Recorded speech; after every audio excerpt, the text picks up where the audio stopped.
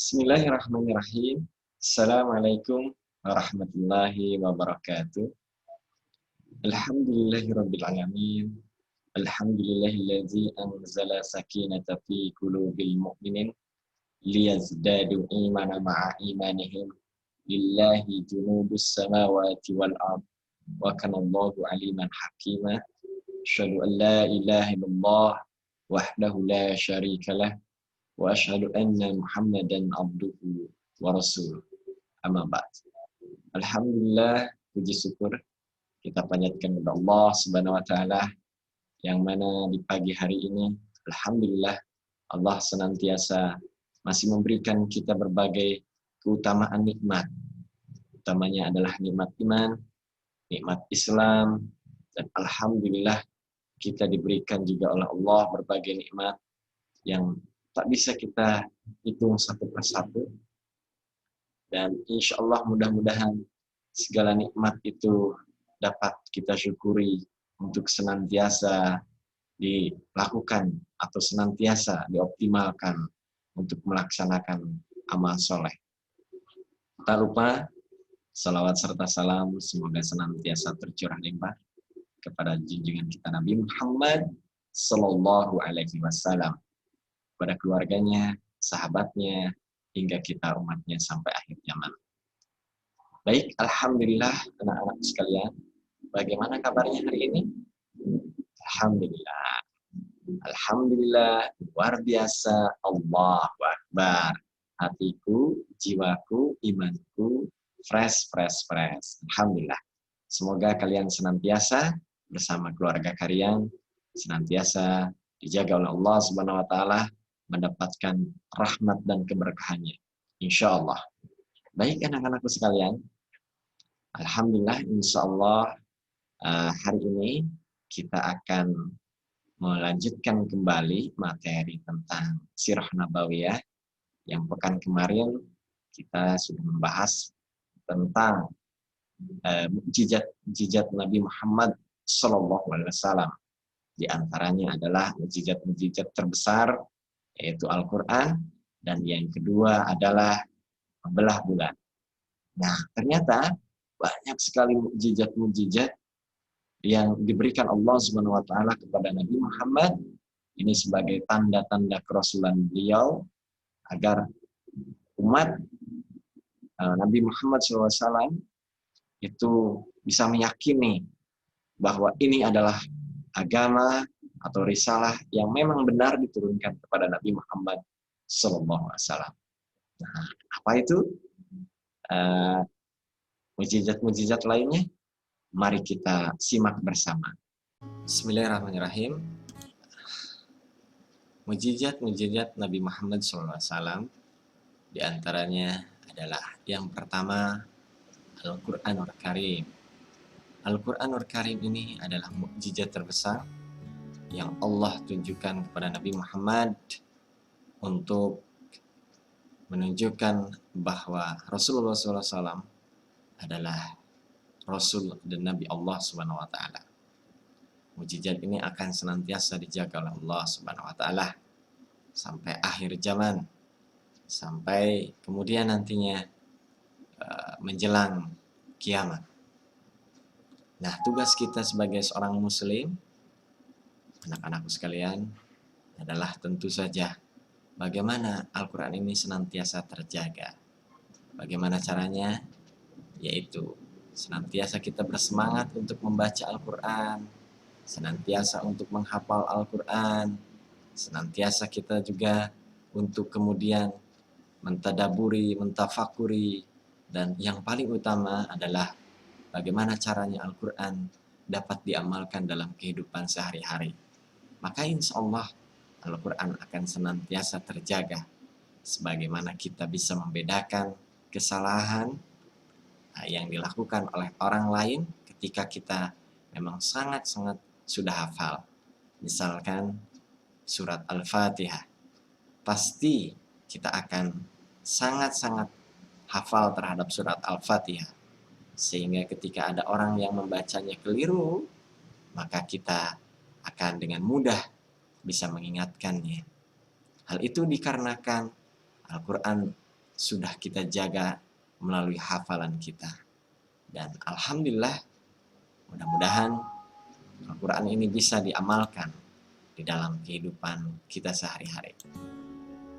Berikutnya anak-anak sekalian, selain Al-Quran, mukjizat yang lainnya adalah air keluar dari sela-sela jemari.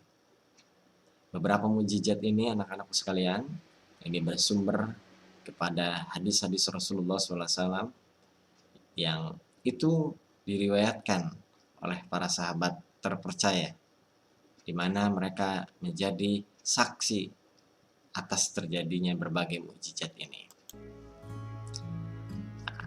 Hadis tentang kisah ini atau tentang kejadian ini adalah yang diriwayatkan oleh hadis riwayat Bukhari nomor 3572, yang mana sebuah wadah air pernah disodorkan kepada Rasulullah SAW, lalu Rasulullah SAW mencelupkan tangannya ke dalam wadah itu, maka air memancar dari sela-sela jemari tangan beliau. Dengan air itu para sahabat berwudu, sedangkan jumlah mereka pada waktu itu adalah 300 orang.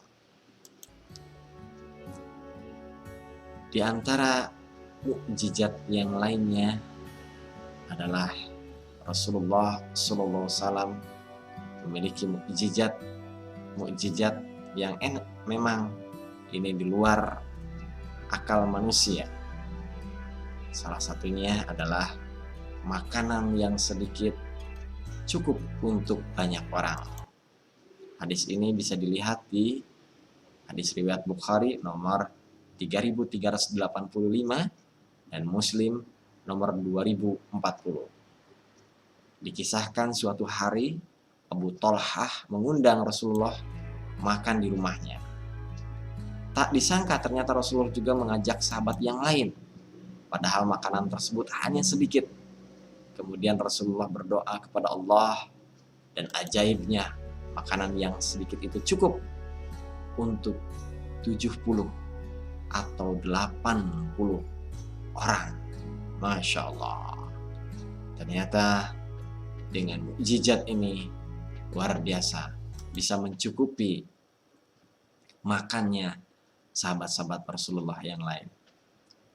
Berikutnya adalah segelas susu dapat mengenyangkan banyak orang. Nah, ini juga Masya Allah luar biasa sekali. Hadis riwayat Bukhari nomor 6087, di mana suatu ketika Rasulullah memanggil Abu Hurairah untuk memberikan segelas susu kepada ahlu sufah.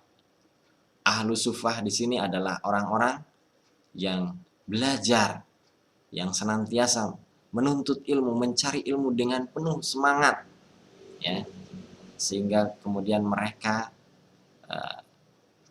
dengan semangatnya itu mereka tinggal di samping Masjid Nabawi, Masjid Rasulullah, dan senantiasa mereka ingin belajar kepada Rasulullah SAW, sehingga mereka disebut sebagai ahlu sufah, dan diantaranya adalah sahabat Rasulullah SAW, yaitu Abu Hurairah. Maka dilanjutkan, segelas susu itu diberikan kepada ahlu sufah.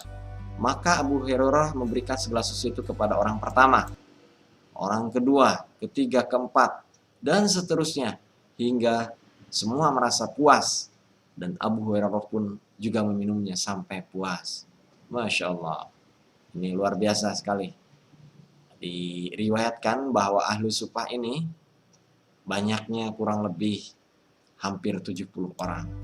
Masya Allah, mereka meminum susu yang sampai mengenyangkan. Ini luar biasa sekali mukjizat. Mukjizat yang lainnya adalah doa minta hujan yang langsung dikabulkan. Pada suatu hari, ketika Rasulullah SAW sedang berkhutbah Jumat, berdirilah seseorang minta didoakan agar turun hujan.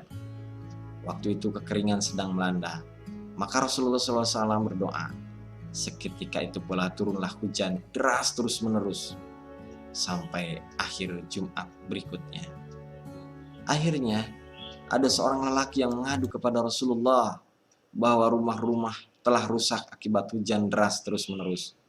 Maka Rasulullah berdoa agar hujan dialihkan ke keliling kota Madinah. Jangan menimpa kota Madinah. Maka awan-awan yang bergerak di atas kota Madinah pun segera bergerak. Tidak lagi berada di atas kota Madinah, tetapi berada di pinggir kota Madinah.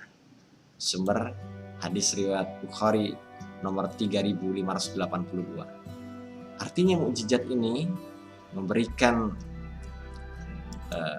kisah atau ibrah bahwa doa Nabi Muhammad SAW dikabulkan dan menunjukkan kepada para sahabat umatnya pada masa itu tentang bagaimana Rasulullah SAW meminta kepada Allah dengan cara berdoa. Dan ini menjadikan keyakinan kita akan senantiasa memohon dan meminta segala urusan kita kepada Allah Subhanahu wa taala melalui doa-doa kita tentunya sebagaimana Rasulullah SAW. Mukjizat berikutnya adalah pemberitahuan hal yang gaib yang terbukti terjadi. Ini mengisahkan tentang Rasulullah SAW pernah memberitahukan bahwa kelak kerajaan Persia dan Romawi akan dikalahkan oleh kaum muslimin. Selain itu, harta simpanan Persia dan Romawi akan dimiliki oleh kaum muslimin. Dan hal itu ternyata terjadi. Sumber hadis riwayat Bukhari nomor 3618 dan 3619. Alhamdulillah, salah satu buktinya adalah Romawi takluk. Salah satunya Bizantium, Konstantinopel itu ternyata dapat dikuasai oleh kaum muslimin melalui Muhammad Al-Fatih. Demikian juga Persia yang hari ini menjadi negara Irak, Iran, itu juga menjadi negara Islam yang sebelumnya adalah kerajaan atau kekaisaran Persia yang beragama Majusi atau penyembah api. Berikutnya adalah bulan terbelah menjadi dua. Nah, ini berdasarkan sumber hadis Bukhari nomor 3636 sampai 3638. Nah, ini sudah kita dengarkan bersama tentang kisah ini ya di pekan kemarin. Keajaiban berikutnya ataupun mukjizat berikutnya, mohon maaf, ini mukjizat berikutnya adalah mengobati sakit mata dalam seketika. Rasulullah SAW pun memiliki kemampuan dalam mengobati, yang ini menjadi mukjizat yang diberikan Allah kepada Rasulullah. Ini sumbernya berdasarkan Ar-Rahiqul Maktum halaman 376 sampai 378. Di mana sebelum penaklukan benteng Khaybar, Rasulullah menunjuk Ali bin Abi Thalib sebagai pemegang bendera pasukan. Waktu itu Ali sedang sakit mata atau menderita sakit mata. Lalu kemudian Rasulullah memanggil Ali dan meludahinya mata Ali yang sakit. Seketika mata Ali yang sakit itu menjadi sembuh seolah-olah tak pernah sakit mata. Nah, itu adalah mukjizat Nabi Muhammad dalam menyembuhkan, yang dikisahkan menyembuhkan sakit mata sahabatnya yaitu Ali bin Abi Thalib. Berikutnya adalah akan selalu ada yang tampil membela ajarannya. Nah, ini adalah hadis di mana Rasulullah SAW mengharapkan umatnya baik pada zaman Rasul maupun setelahnya sampai kita sekarang untuk senantiasa berpegang kepada Islam dan bagaimana kita berdakwah melalui akhlak perbuatan kita dan melalui petunjuk kita yaitu Al-Quran dan sunnah-sunnah yang Rasulullah SAW contohkan. Nah, ini berdasarkan sumber hadis riwayat Al-Bukhari nomor 3640 sampai 3641. Rasulullah pernah memberitahukan bahwa akan selalu ada sekelompok umat yang selalu menampakkan kebenaran Islam dan membelanya. Oleh karena itu mudah-mudahan kita semua menjadi bagian dari kelompok ini yang dijanjikan oleh Allah Subhanahu wa taala kepada Rasulullah SAW. Kuntum khairu ummatin ukhrijat linnas ta'muruna bil ma'ruf wa tanhauna 'anil munkar wa tu'minuna billah. Kalian adalah umat terbaik, khairu ummatin, yang diturunkan kepada manusia, yang senantiasa mengajak kepada amar ma'ruf dan mencegah kepada kemungkaran dan beriman kepada Allah.